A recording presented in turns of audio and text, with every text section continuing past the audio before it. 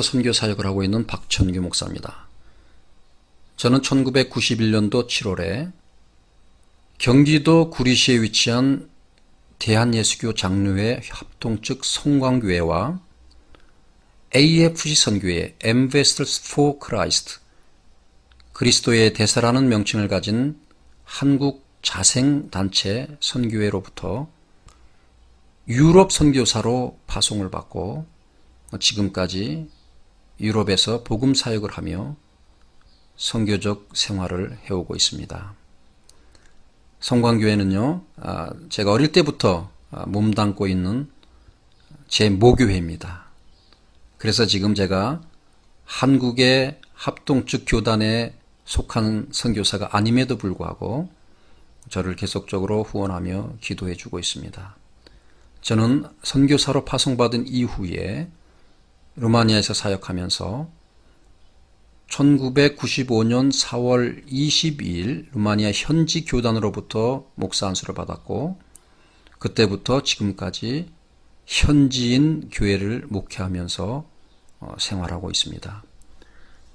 이 목회 생활과 더불어서 저는 또한 1995년에 루마니아의 선교 법인체 생명의 샘 선교회 Fountain of Life Mission이라고 합니다. 교회를 창립해서 그 안에 루마니아 선교사 훈련원, 루마니아인들을 선교사로 양육해서 루마니아의 복음의 오지와 주변국들과 세계 각지의 루마니아 신앙인들을 선교사로 파송하는 그러한 일들을 주선하면서 지금까지 선교 사역을 해오고 있는 것입니다. 제가 오늘 여러분에게 말씀드릴 설교의 제목은 기독교인들의 현대적 삶에 있어서 가장 절실하게 요구되는 것은 무엇인가? 이러한 제목입니다. 이것의 기본되는 사상은요, 우리 기독교 신앙의 본질을 되찾고 현재적 삶에 있어서 신앙인의 역할을 충분히 감당해 나가야 되겠다. 이러한 생각으로 이 말씀을 드리고자 하는 것입니다. 제가 이 말씀을 드리기 위해서 두 곳 성경 말씀을 선택했습니다. 한 곳은 마태복음 28장 18절에서 20절, 그리스도의 지상 최후 명령이라고 우리는 알고 있는 이 말씀입니다. 제가 봉독하겠습니다. 마태복음 28장 18절로 20절.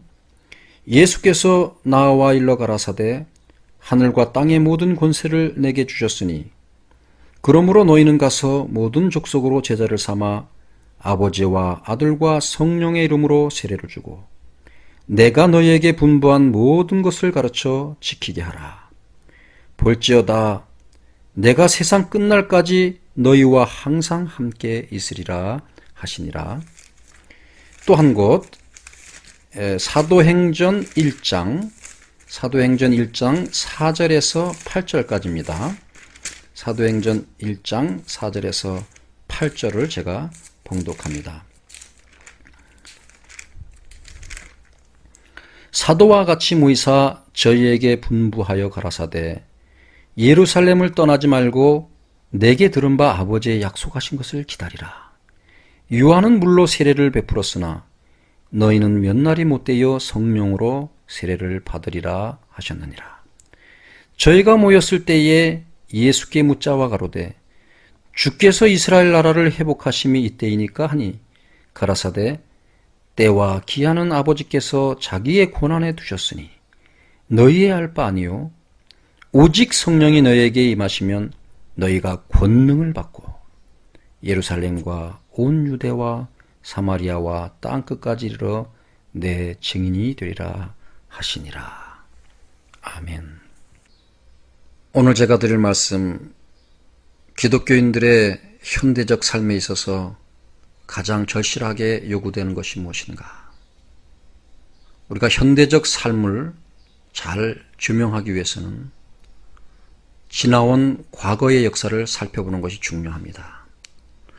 왜냐하면 역사를 보는 시각, 역사를 통해서 우리는 미래를 조명할 수 있기 때문에 분명한 역사 의식을 가져야 한다는 것입니다.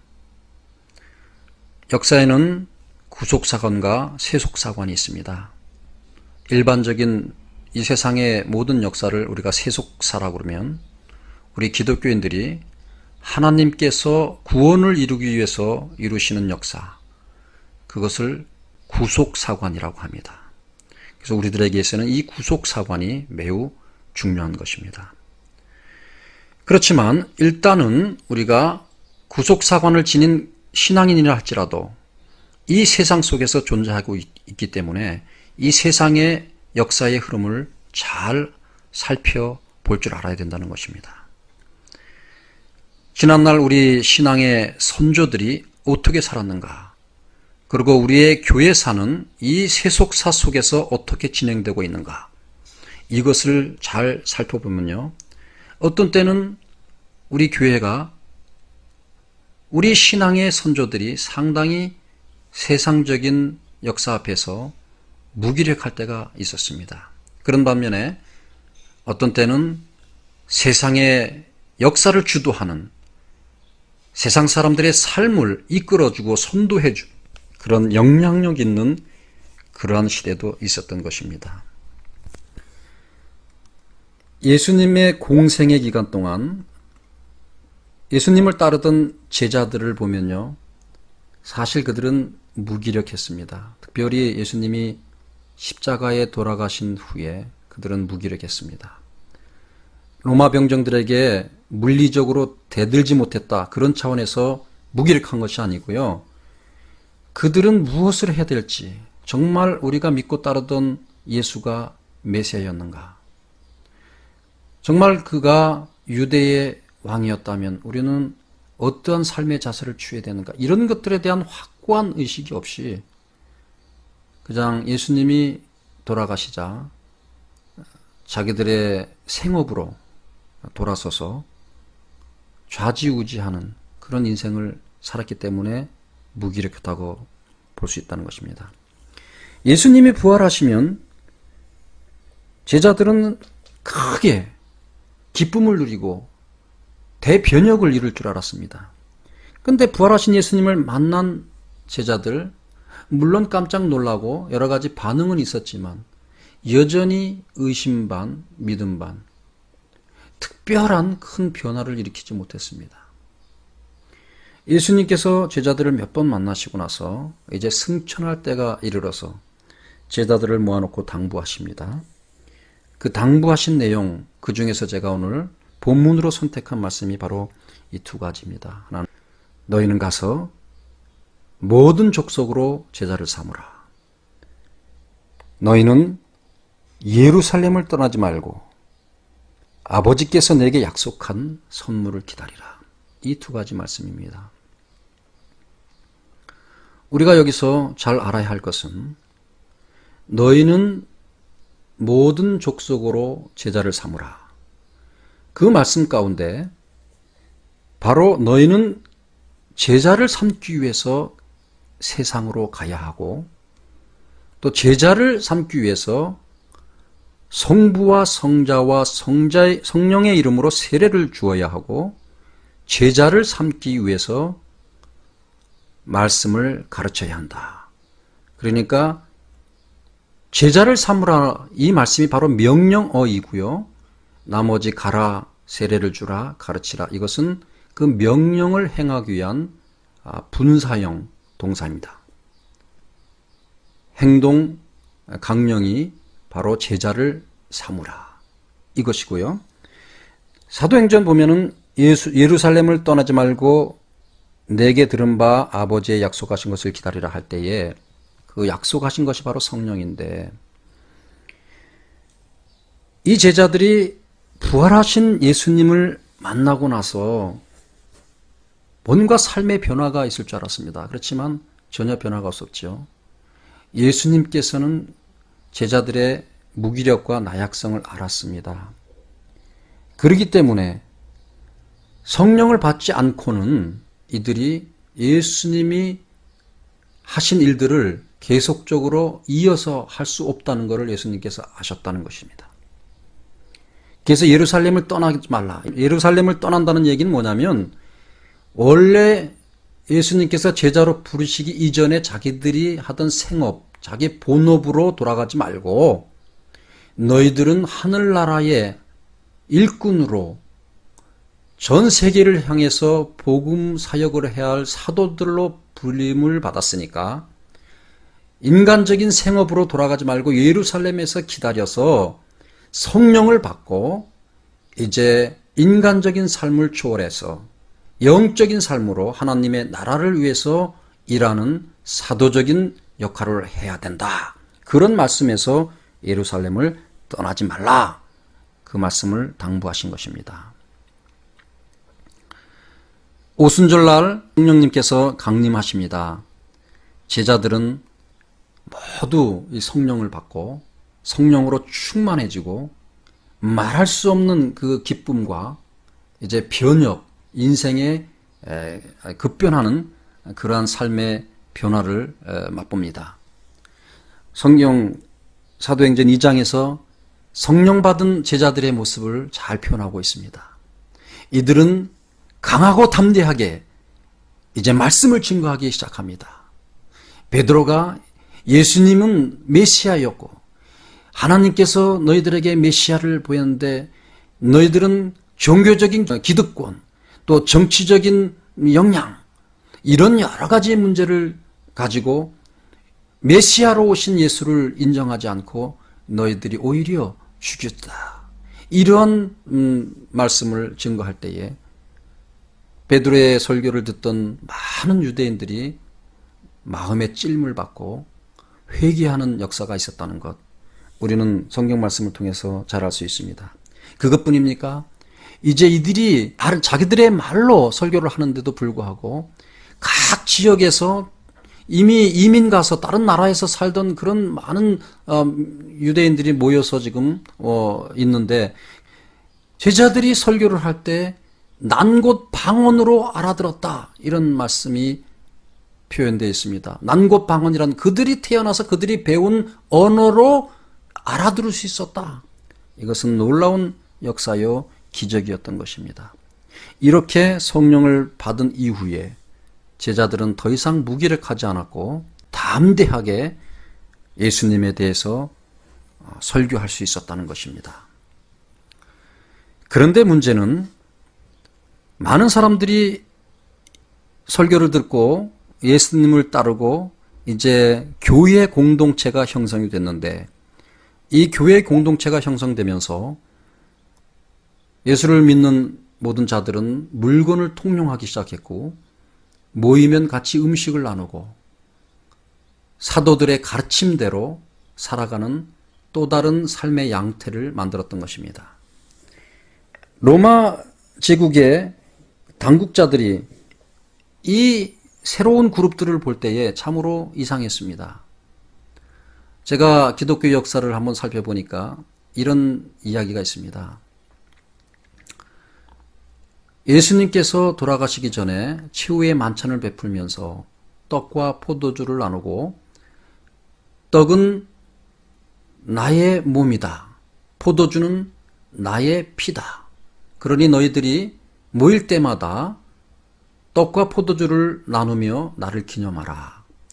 그래서 떡을 그리스도의 몸으로 상징하고 포도주를 그리스도의 피로 상징하는 이런 성만찬이 지금도 우리 교회에서 계속적으로 유지되고 있습니다. 초대교회의 공동체에서 모이기만 하면 사실은 떡을 나누고 포도주를 나누면서 그런 예수님을 기념하는 그런 교제를 나누었는데 이제 로마 당국자들이 그런 것들을 전해 들으면서 아니 인육을 먹고 피를 마시는 그런 이상한 집단이 어디 있는가. 그렇게 오판을 했었기 때문에 박해를 더 많이 했다. 사이비 중에 사이비 집단이다. 그런 이야기가 있고요. 또 정치적으로는 로마 제국의 통치자들을 그들을 따르고 그들을 숭배함에도 불구하고 이 모임에 참여하는 자들은 예수님이 유대의 왕이라 그러고 하나님의 나라를 부르짖고 또 다른 세계에 또 다른 나라를 위해서 살아간다 그러니까 정치적인 면에서도 이해가 안 됐습니다. 그러니까 더 많은 핍박을 하게 되었고요. 경제적인 면에서도 이제 물건을 통용하고 현실적인 부를 추적하지 않다 보니까 세금 문제는 여러 문제에 이렇게 헷갈리게 된 거죠. 그러니까 성만찬의 그 오해, 정치적인 자기의 통치자들을 숭배하지 않고 예수님을 숭배하는 그런 면에서의 오해, 또 물건을 통용하면서 일반적인 경제생활이 아니라 정말 색다른 자기들만의 경제생활을 하고 있다는 그런 차원에서의 오해, 이 세 가지 때문에 기독교가 상당한 핍박을 받았다. 이렇게 설명하고 있는 것을 봅니다. 그런데 문제는 그럼에도 불구하고 그렇게 핍박을 했어도 초대 교인들은 죽음 앞에서도 두려워하지 않고 신앙을 지켰던 것입니다. 그래서 급기야는 결국에 기독교를 공인하게 됩니다.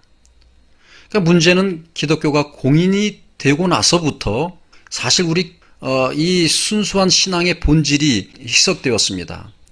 누가 잘 믿는 사람인지 아니면 누가 형식적으로 믿는 사람인지 이게 잘 구분이 되지 않았던 것입니다.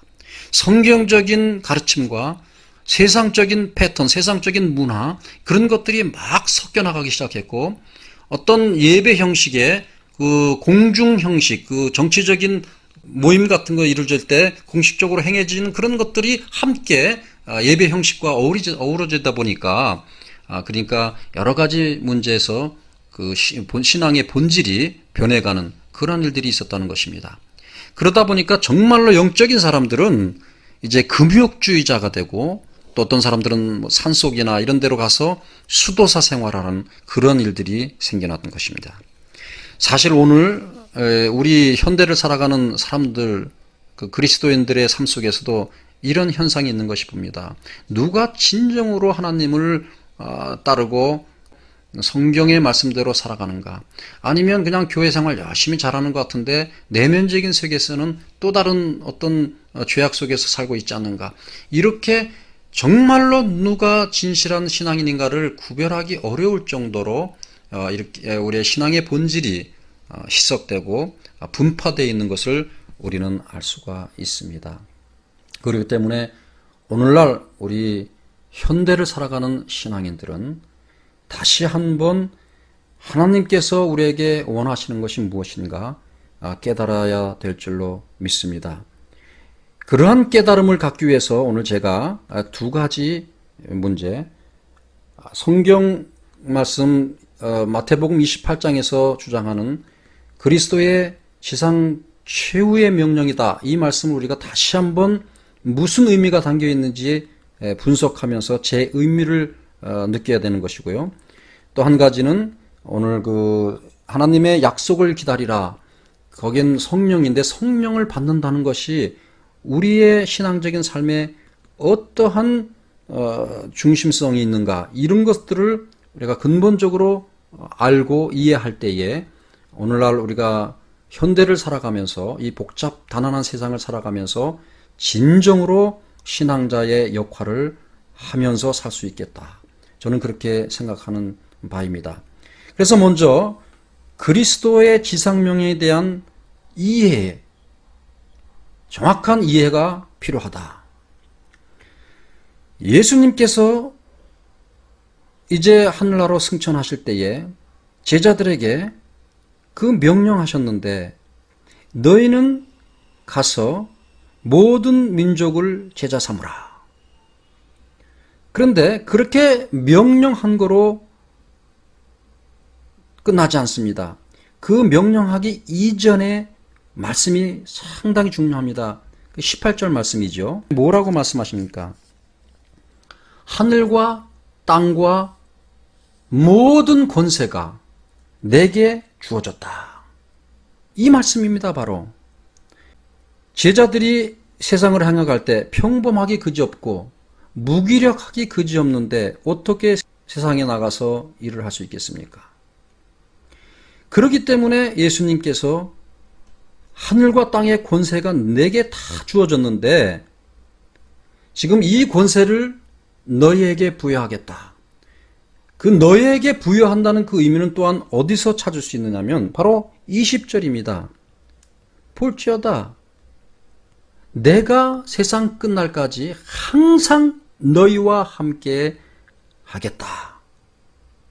그러니까 예수님께서 지니신 그 하늘과 땅의 권세를 그냥 제자들에게 부여하면서 너희들이 알아서 해라. 이것이 아니고요. 예수님께서 제자들과 너희들과 오늘날 우리에게 적용시킨다면 우리들에게 예수님께서 항상 세상 끝날까지 함께 계시겠다. 이렇게 말씀을 하셨다는 것을 우리는 깊이 묵상해야 된다는 것입니다. 오늘날 우리 기독교인들이 신앙자의 삶을 살아갈 때에 어떤 모습으로 세상 사람들에게 비춰지는가? 사실 세상 사람들이 우리 믿는 사람들을 볼 때 우습게 생각하는 경향이 많다는 것입니다. 너희들 예수를 믿어? 그래, 나보다 나은 거 하나도 없어. 이렇게 생각하는 사람들이 너무나 많다는 거죠. 어떤 권위적인 면에서도 그렇고요. 사회적인 윤리나 인간적인 사랑, 인간애입니다. 인간의 하나님의 사랑이 아니고 이런 측면에서 볼 때도 일반 사람들이 기독교인들을 볼 때 우습게 본다는 것입니다. 당신들이 우리보다 나은 것이 하나도 없다. 종교화된 그런 기독교인들을 비판하는 그러한 경향이 너무나 이 세상에 많다는 것입니다. 그렇기 때문에 현대를 살아가는 신앙인들은 이제 내가 정말 나의 삶 속에서 그리스도의 제자를 삼는 일에 동참하고 있는가? 이것을 우리는 한번 파악해 볼 필요가 있습니다. 그냥 교회에 나가고 교회의 어떤 행사에 참여하고 교회 직분을 받아서 어떤 역할을 감당하고 또 교회 확장이라 할지 우리 교회 성장을 위해서 많은 노력을 하는데 그 교회 성장, 교회 확장은요. 사실 이 사람 저런 사람들을 많이 모아서 헌금을 많이 내고 교회가 아름답게 건축되고 어떤 그 교회적인 교세 확장이 그냥 겉면적으로 이루어간다 그래서 그것이 진정으로 교회 성장이 아니고요. 세상 사람들, 하나님을 알지 못하는 사람들을 향해서 그리스도의 제자를 삼게 하는 것. 내 삶과 내 간증을 통해서 한 사람 한 사람이 그리스도의 제자가 되고 또 성부와 성자와 성령의 이름으로 세례를 받고 그리스도의 가르침대로 사는 그러한 사람들이 많이 생겨날 때 그럴 때 진정한 교회 성장이 있다. 이것을 우리는 깨달아야 됩니다. 그런데 제자를 삼기 위해서 일을 할 때에 내 계획과 내 지식으로 하는 것이 아니고 하늘과 땅의 모든 권세를 부여받으신 예수 그리스도가 지금 내 안에 거하시고 나와 함께 계신다. 그러므로써 예수의 이름으로 나는 이 일을 할 수 있다. 이렇게 생각하면서 우리가 하루하루 살 때에 그럴 때에 진정한 그리스도의 삶의 역할이 이루어지는 것이라고 믿습니다. 오늘날 우리는 신앙인으로서 사실상 예수님께서 명령하신 이 명령을 제대로 수행하지 않고 살아가고 있습니다. 그것은 왜냐?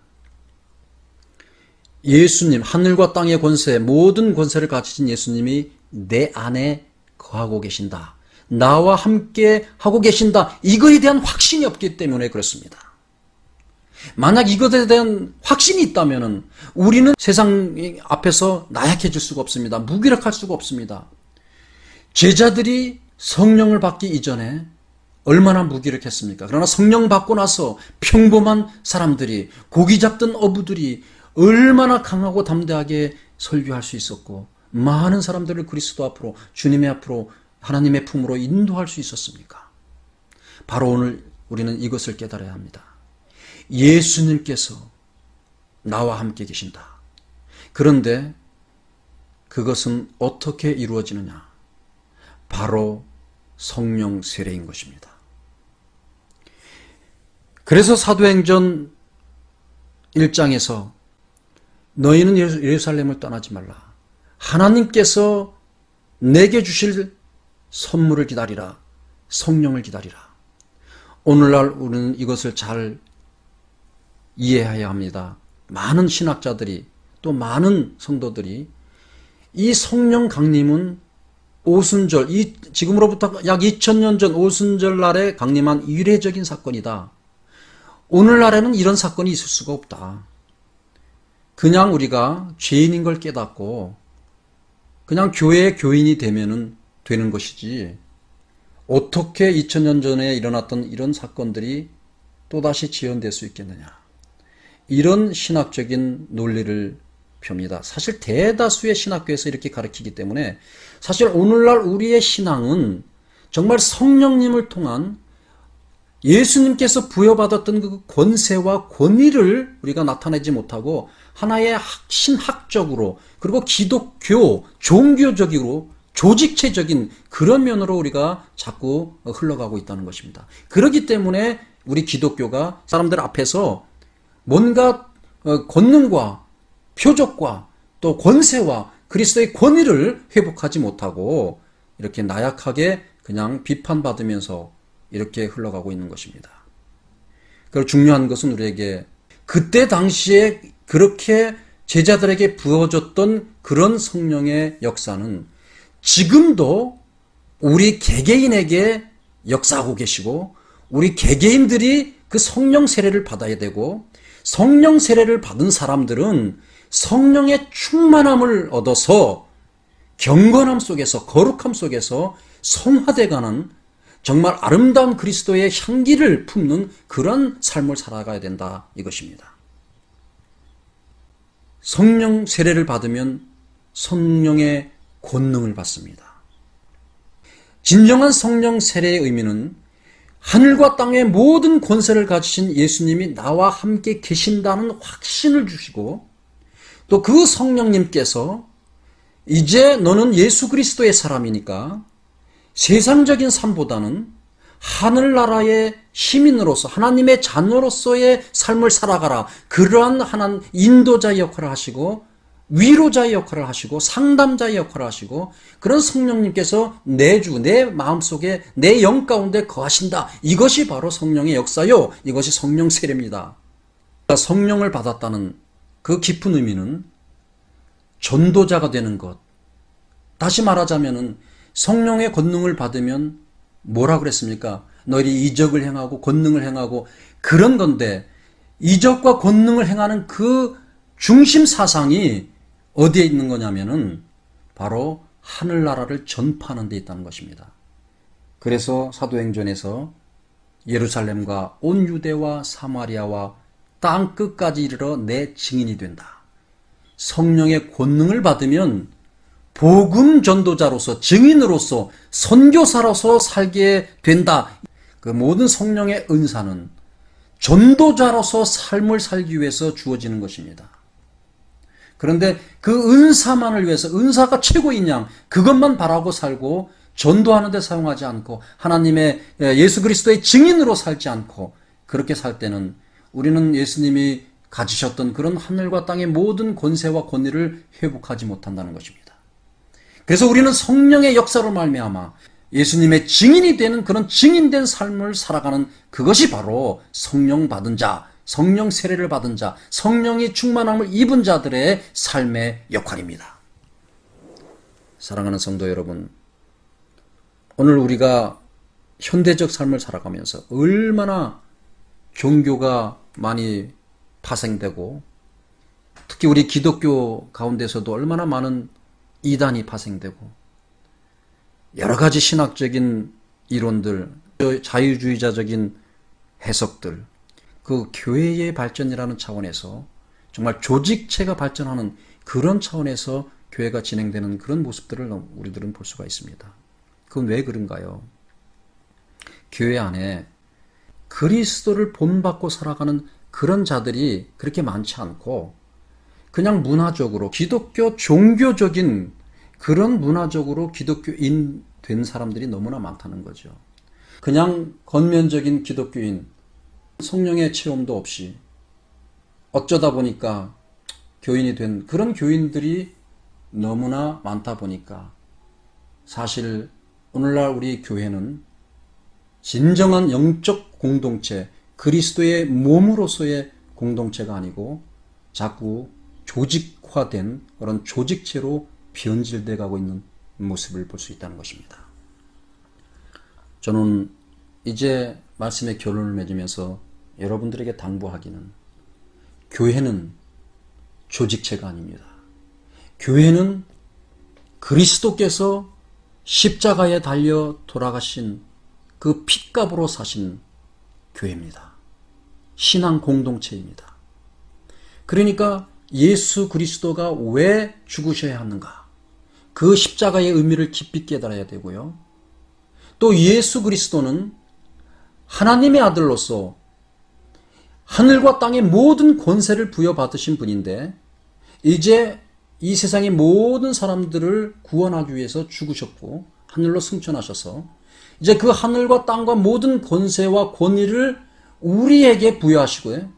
우리의 삶을 통해서 우리의 영적 삶을 통해서 예수 그리스도가 지니셨던 그 권세와 권위를 회복해야 된다는 것. 그것이 우리가 오늘날 신앙생활을 하면서 해야 할 신앙인들의 역할이라는 것입니다. 그럼 우리에게 가장 절실하게 요구되는 것이 무엇이냐면은 바로 세상 속에서 우리가 살고 있지만 성령의 역사 속에서 우리는 거듭나야 되고요.